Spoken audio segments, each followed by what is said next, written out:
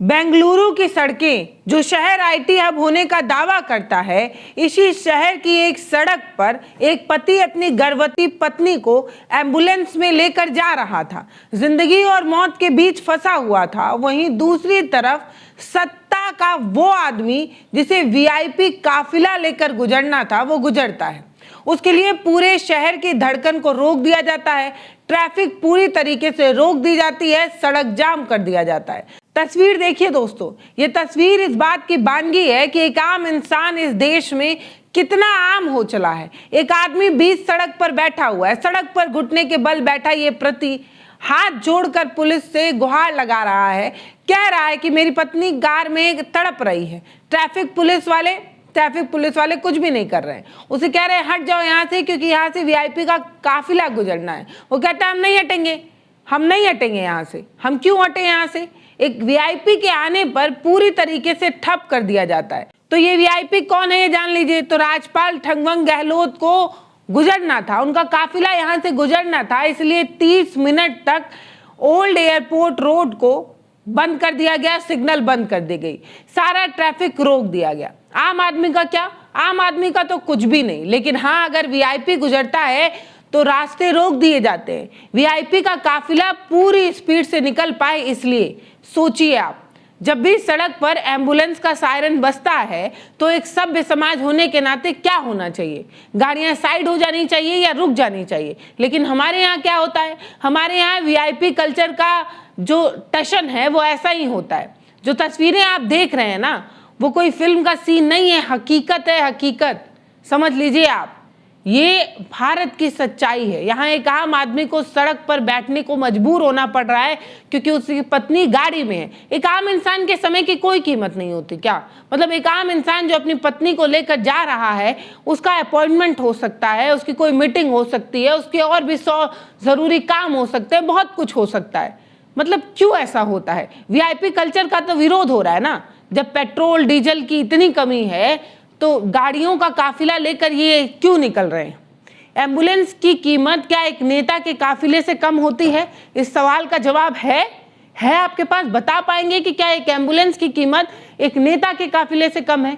क्या किसी की जान से ज्यादा किसी नेता या मंत्री का पहुंचना होता है? उनकी फाइल या उनके दफ्तर को एक जगह से दूसरे जगह पर पहुंचाने के लिए या उनके प्रोटोकॉल को निभाने के लिए क्या एक नवजात बच्चे की पहली सांस की ज्यादा जरूरी है? एक बच्चे के सांस से ज्यादा जरूरी किसी नेता का प्रोटोकॉल निभाना है? क्यों? एक आम आदमी के जान की कीमत इस देश में कुछ भी क्यों नहीं है? कहीं पुल गिर जा रहा है तो 6 मजदूर मर जा रहे हैं, कहीं कुछ हो जा रहा है तो मरे जा रहे हैं। मतलब मजाक है क्या? इस मजाक ने एक पति को अपनी प्रेग्नेंट पत्नी को लेकर जो निकला था उसको जाम में फंसा देता है और उसका गुस्सा फूट जाता है। वो सड़क पर बैठकर चिल्लाकर बोलता है कि मेरी पत्नी गर्भवती है। सिग्नल क्यों बंद किया गया है? गवर्नर वीआईपी हैं तो क्या हम नोबडी हैं क्या? हमारा कोई अस्तित्व नहीं है, हमारा कोई मतलब नहीं है? इस तरीके की नाराजगी, इस तरीके की हताशा ये बताती है कि एक आम इंसान इस देश में कोई अहमियत नहीं रखता। हाँ, हम टैक्स देने के लिए सरकार के लिए जरूर हैं, हम बटन दबाकर सरकार बनाने के लिए जरूर हैं, लेकिन चुनाव के बाद हमारा कोई मतलब नहीं होता है। जब कोई वीआईपी का काफिला निकलता है तो सड़कें खाली कर दी जाती है, मरीज एम्बुलेंस में तड़पता रहे सो तड़पता रहे, छात्र की परीक्षा छूट जाए तो छूट जाए, परीक्षा छूट जाने की वजह से छात्र परेशान हो, हताश हो, निराश हो, रोता रहे, बिलखता रहे, कुछ भी नहीं।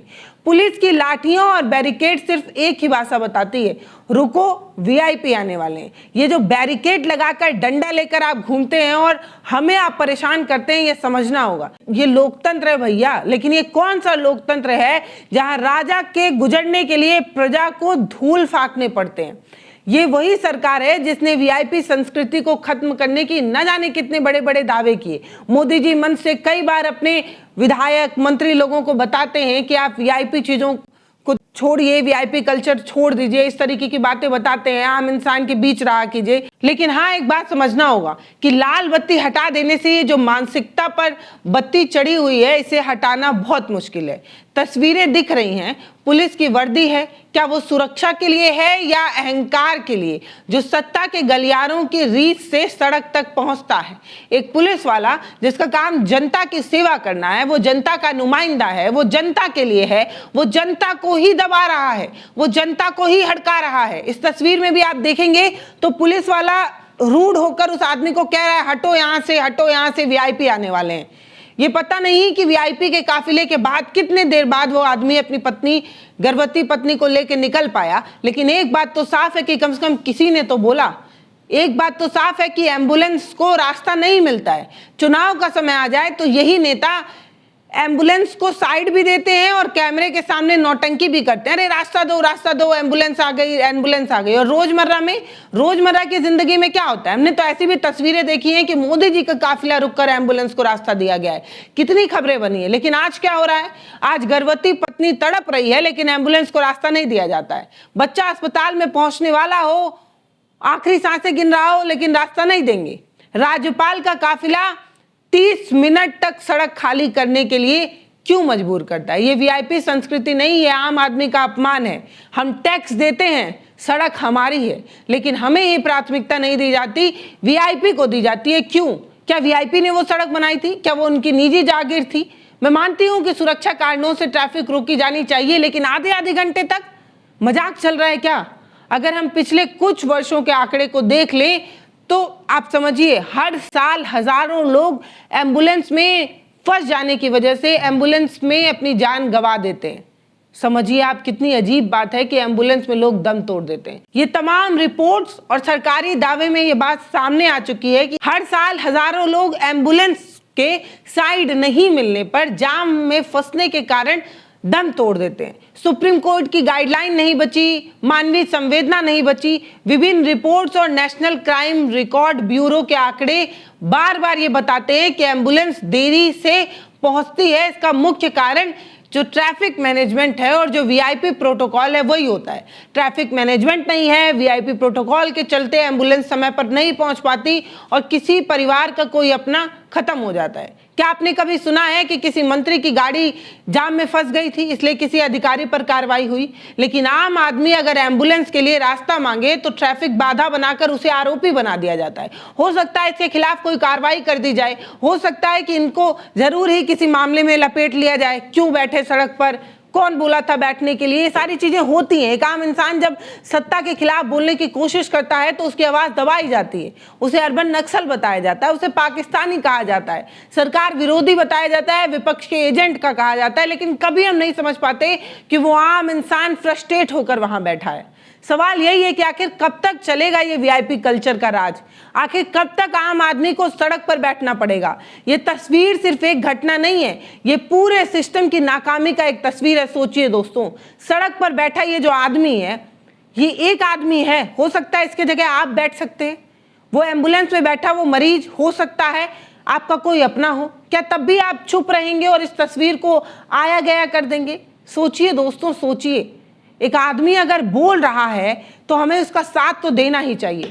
इस आदमी को कहीं किसी तरीके की कोई वैधानिक कार्रवाई में बाधा डालने के नाम पर लपेट ना लिया जाए, इस चीज का डर है मुझे। क्योंकि जिस तरीके से पुलिस वाला इससे पूछ रहा है कि तुम हटोगे कि नहीं, तो वो आदमी बोलता रहा नहीं हटूंगा, नहीं हटूंगा, नहीं हटूंगा। बाद में आखिरकार वो हट ही गया, क्योंकि प्रशासन की लाठी और उसकी वर्दी में बहुत दम होता है। वो आम आदमी को दबा भी सकता है, उसको चुप भी करा सकता है और उसे हर तरीके से दबा सकता है। आप तस्वीर देख सकते हैं। मेरा एक सवाल है, आप बताइए कि ये वीआईपी कल्चर बंद होना चाहिए या नहीं? इस पर आपकी क्या राय है वो आप हमें कमेंट सेक्शन में लिखकर जरूर बताइए। ये बताइए कि इस तरीके की तस्वीरें जो अब इक्का दुक्का देखने को मिलती हैं, क्योंकि सिस्टम के खिलाफ बोलना बहुत बड़ा जिगरा हो गया, आजकल बहुत कम ऐसी तस्वीरें देखने को मिलती हैं। इस तस्वीर पर आपकी क्या राय है? आपको क्या लगता है कि वीआईपी कल्चर के भेड़ जब आम इंसान चढ़ जाता है तो उसको किससे फ्रस्ट्रेशन निकालना चाहिए?